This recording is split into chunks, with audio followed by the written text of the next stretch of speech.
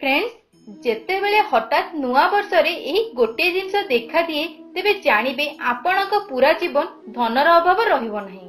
Friends, आपण एवं आमे एहा चाहिथाउ नुआ वर्ष रे सबुबेले आम घरे खुशीर आगमन हेउ। नुआ वर्ष रे प्रत्येक व्यक्ति एहा कामना करिथांती कि जीवनर सबु आरंभ चमकुथिबा तारा परि झलकु। आज आमे किछि एही परि कथा कहिबु जाहाकु जानी आपण एहा भाबिबे जे नुआ वर्ष आपणको पई कोन नै आसुछि।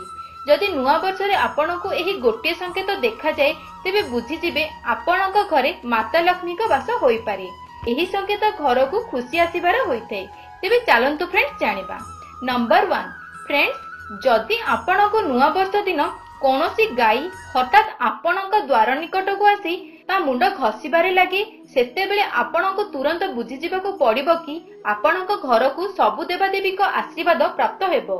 एही संकेत घर को खुशी आसीबार होइथै। एही क्षेत्र रे आपणको गाई को किछि खाइबा निश्चय देबा उचित।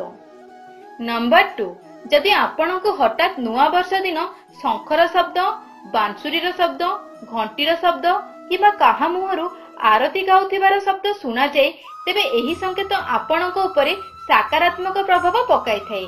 एही क्षेत्र रे आपणक सबु मनोकामना पूर्ण होई पारे। एही क्षेत्र रे आपणक सबु मंगलमय होई थाए। नंबर 3, जेउ व्यक्ति खास करी नुआ वर्षर राति रे छिड़ुथिबा तारा को देखि थाए एवं सेही समय रे निज विश मागी थाए सेतेबेले सेही व्यक्तिर विश अवश्य पूरा होई थाए। किंतु एहा सेतेबेले संभव जेतेबेले सेही दिन नुआ वर्षर प्रथम दिन होइथिबो। जदि फ्रेंड्स आमर ये खास वीडियोटी आपनको पसंद आसिला तेबे लाइक एवं शेयर करबा पई भूलंतु नाही। तासो फ्रेंड्स, जदि आपण एबे पर्यंत आम चैनल को सब्सक्राइब करि नाहंती तेबे वीडियो तले थिबा रेड कलर सब्सक्राइब बटन को क्लिक करी आम चैनल सहित जोड़ी होई जांतु। धन्यवाद फ्रेंड्स।